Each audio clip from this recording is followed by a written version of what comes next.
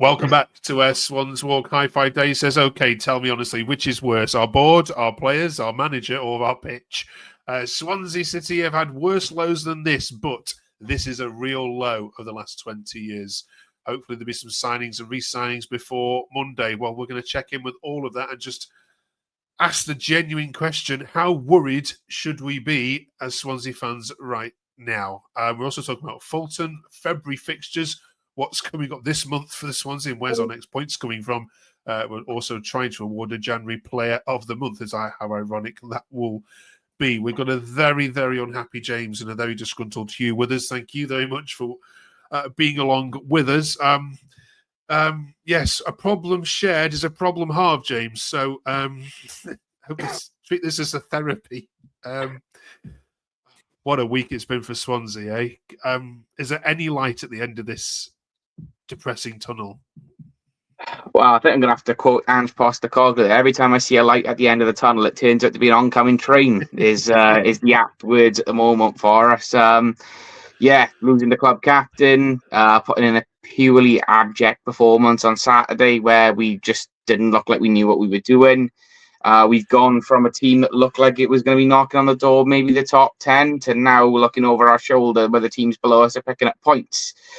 I am quite concerned about where we're heading at the moment, and there doesn't seem to be a lot of positivity around the January transfer window coming to an end either. So I'm struggling to really pick the positives out of things at the moment. Hugh, is there any glimmer that this will turn around? I mean, we'll talk about the manager in a second, because that's where it all starts to stem from. But is there anything that you've seen that you think, actually, this isn't as bad as what people are making out? No, it's dreadful. You've obviously got at the bottom of the screen, it says where Swans walk. I'd say where we're walking. We're sleepwalking to League One. That's exactly where we're going. It's miserable. It's depressing at the moment. We're out of the chairman's out of his depth. The manager's out of his depth. Recruitment's shocking. There's nothing to look forward to, unfortunately. Yeah, I mean, you've had it bad in the past. You had that. Don't forget that one game from going out the league, weren't you, a long time ago? Yeah. But is this, James? Is for you both? Is this as bad as it's been? Let's say, oh crikey, this is worse than Duff era, isn't it? This is worse than the Premier League relegation season, isn't it? I think that this is worse in a sense. We've just changed regimes in ownership, and yet we're repeating the same mistakes again. I don't know how we've managed to do that. How do you go from one regime who operated in that way to have got a new one on the cusp of a transfer window, and we're literally just repeating the same mistakes again? Hugh, is it as simple as sacking Williams? Do you think that is the root cause of all of this? I think I don't know. I don't think anyone could do much of what we've got at the moment. Possibly a more experienced, seasoned Championship manager could probably steady us, so potentially. But he didn't cover himself in glory throughout the whole West Brom saga. But he's got one hand tied behind his back with half a squad and no signings, so it's difficult to kind of. Really, was he? Sorry. It's okay. Let's have a look at some. Dylan says, after the recent press conference, I don't know if you saw it, he said, I've never seen Luke so nervous and down. He doesn't seem himself at all. James says he was straight down the tunnel. His ideas are down the toilet. His contract is down the shredder. Has all the hallmarks of a sacking. Let's hope Coleman has the cajoles to follow through on his 3 games statement. First of all, what have you made of that particular statement in reference there, James? And are we 2 games away from Luke's exit? Well, Mr. Coleman is certainly following through in a literal sense at the moment, in the sense that everything he's touching is turning to crap. But I struggle to see who else does any better with this squad. I've been quite vocal in saying I want Williams out because of his lackluster tactics and the way he's been managing the team. But the truth is, you look at that squad, it simply isn't good enough. You sack Williams, you bring someone else in, it doesn't really change a lot. However, I do fear for him after Bristol. I think after the window shuts, if he loses at Ashton Gate on Sunday, I wouldn't like to say what happens. I'd say, flip a coin, because that just seems to be the way that our club makes decisions at the moment. They might sack him after Bristol, or they might not. It's so strange the way that the club is being run at the moment. But Williams has brought a lot of this on himself. straight down the tunnel after the game. Didn't want to face the backlash from the fans, and you know what? I think he's quick enough to come and milk the applause when he does well, but he's quick to run from the scrutiny when it's coming his way as well. Yeah, it's a hard one, isn't it, Hugh? Because I mean, I can look back at the videos we've done. Even if we jump back to early December, we were putting out titles on our content saying, "Is this the year for Swans?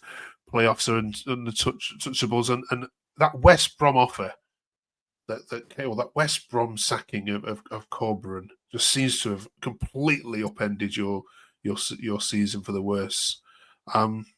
I don't. You've played sports yourself and all. You've certainly worked for a boss, and if your boss of your company is the person you work for is coming out and saying, "Well, I might have gone here, but I'm actually, I'm going to stay with you guys for now." That does. Did you feel the same? Do you feel like working as hard as you did for him? No, not at all. And that performance straight after that with the Portsmouth away, you said it all. The players were they weren't playing for him at all that game, and they didn't look like they were on Saturday either against Coventry. Every performance since that saga has been woeful and atrocious. We are in dire straits at the moment. Where's coming from?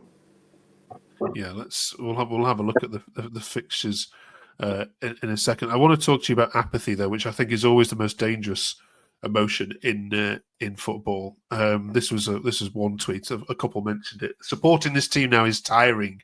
I'm apathetic to the losses. Something has to change. At least sign a few bodies worthy of starting. We can't start Fulton and Christie and expect to have legs and creativity. Tell Ronaldo to stay off the floor and so shall fight. I think that's supposed to be for F's sake. Let's talk about Fulton and Christie, James. They seem to be getting scapegoated a bit for some of the goals. What's your view on that? Fulton for me is deserving of the criticism. About 6 or 7 times on Saturday, I watched him where he could have received the ball and he purposely marked himself out of the game by running closer to one of their players like he doesn't want the ball. Now, you can go back and watch highlights of that, and it's not the first time he's done it either. I don't like digging him up because he is a servant, but when it's that evident that he's hiding from the ball, you can't legislate for that. Cyrus Christie is a strange one. I remember Cyrus Christie under Russell Martin. He was a wing back, flying down the wing, putting crosses into the box, really athletic, powerful, strong. Now, he looks like he swallowed the double-decker bus. I'm sorry. He's not the same player. Everything he does is slow, turgid. Why do we even re-sign him? Why did we bring him back here? I don't get it. I just, every decision that this club makes is baffling me at the moment. Hugh, on this apathy point, cheers for that, James. Apathy's worse than anger, isn't it? If people get angry, that means that they still care and they're still vocal about it, and it might be negative. But when you've got fans which are showing apathy at a game to a losses, just throwing their hands up and going, "Oh, I don't even bother." That's the possible worst one, isn't it? Because then you've got people just not bothering turning up, not walking away, not commenting, not losing support for the team totally, isn't it? Absolutely. And I'm getting close to that apathy stage myself. I've got no desire to go to the Liberty or Swan.com at the moment. It's an hour and a half journey for me each way. It's 50 to 100 quid out for the day. Well, I don't see the point. Why am I wasting my money to watch a team that's not showing any fight for a club that's been so badly run? Yeah, I completely agree with that statement from Airless, wherever it was, sorry. No chance at the moment. I've got no desire to watch this. I feel like we're just rotten all over the shop. Yeah. What about you, James? I'm getting to that stage as well. I used to get really annoyed with defeats, and now I just see it coming, and now I just feel like, you know what? I just feel like it's Groundhog Day. I'm watching the same mistakes play out time and time again, and I can't even find the sort of fire to just get angry about it, if I'm being honest. And another thing as well, you talk about apathy. Season ticket renewals are out right now, and most clubs offer a direct debit option. Our club at the moment has changed direct debit providers on the eve of renewals. The early bird pricing ends at the end of February, and they still haven't got a direct debit provider in place. So if you're an apathetic fan and you can't afford to fork out 400 and odd quid in one go, you certainly aren't going to renew it if you haven't got the option to spread those payments out. There's so much wrong at our club at the minute. What should have been a time of rejoicing and re-energizing the club, it feels like we've just taken 10 steps backwards. I cannot, for the life of me, figure out how we got here out to this point. I can. One word: Americans. It's a common denominator throughout this whole process. 7 years, American owners. But you know the one good thing, Hugh, is do you know what he keeps telling us all the time? It's okay because I live here and I move my family here. Oh, but that makes it all better, doesn't it? That makes it all better because Andy lives here and he cares. Oh, I'm sorry. You're the nicest guy in the world. If you're terrible at your job, it doesn't matter, does it really? At least he's close by. Yeah, that's right. Yeah. He's in walking distance. Let's have a look then at what's to come then, shall we? Dare we have a look at what's to come? Yeah, and I can't see Swansea being sucked in, but the longer this run goes on, the more you do fear for them. Bristol City, as you've already mentioned, then this weekend, then home games against Sheffield Wednesday and Blackburn, sandwiched between a trip to Stoke. So on paper, there, Hugh, there's nothing too scary, is there? But I mean, how many points do you currently see Swansea picking up out of those 12? Before January, I would have looked at maybe a point at best at City, 3 against Wednesday, point at Stoke, and maybe a point at Blackburn. But now I can't see more than 1 probably against Sheffield Wednesday. A 1-1 draw at best.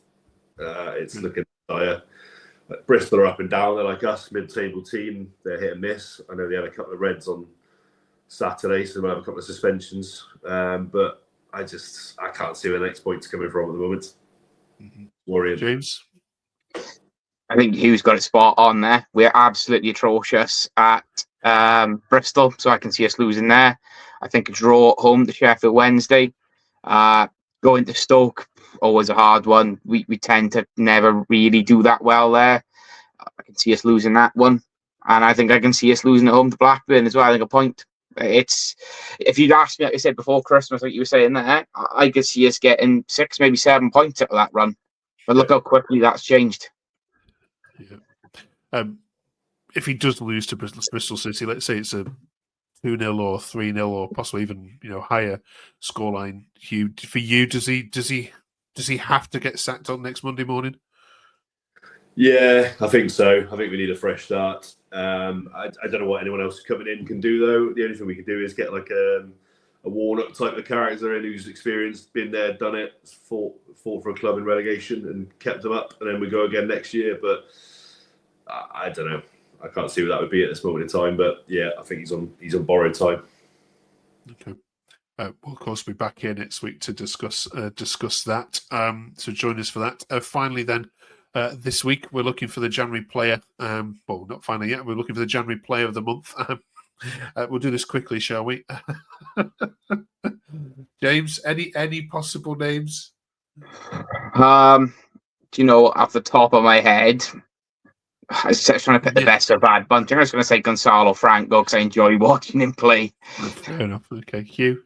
Yeah, it's like an adult playing in a schoolyard, isn't it? It's got to be Franco. Okay.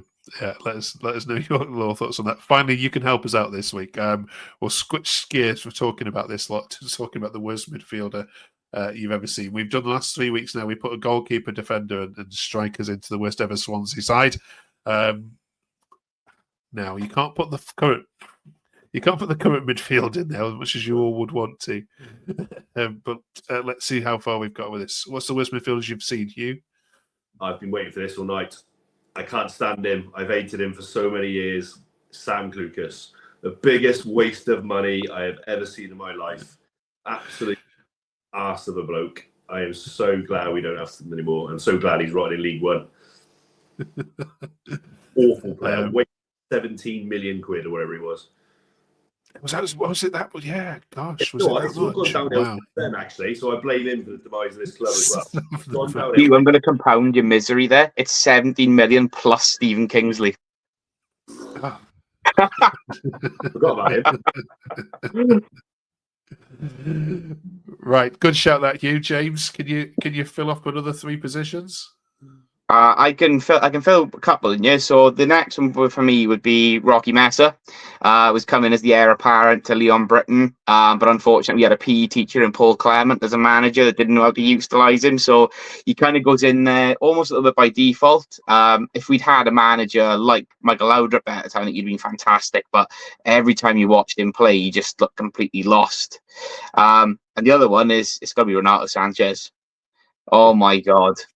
For a guy I watched tear it up for Portugal, I remember him signing and being like in awe of him coming here. And then watching him play against Newcastle, watching him give the ball away at every opportunity, passing the ball to the billboard against Chelsea and watching Paul Clement literally drop to his knees in despair.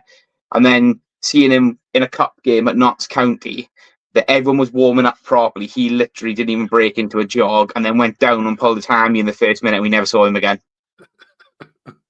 He was atrocious.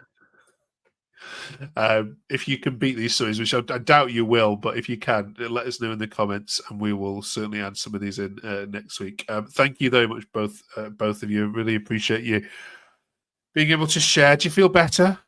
So, ask me after 11 o'clock. Yes, let's get to midnight. Let's get to the transfer window. See if you've signed. See if you've signed anyone. Thanks for watching this week. We'll catch you in 7 days' time after the Bristol City game. Cheers for watching.